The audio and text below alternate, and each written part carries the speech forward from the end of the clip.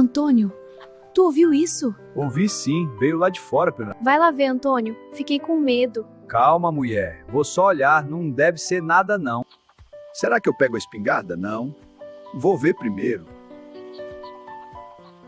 Ah, danada! Era só uma raposa querendo jantar. Show, raposa! Sai pra lá! Vocês pensaram que era coisa séria, né? Aqui no sítio é só aventura. Se estão gostando da nossa história, comenta aqui embaixo e segue a gente.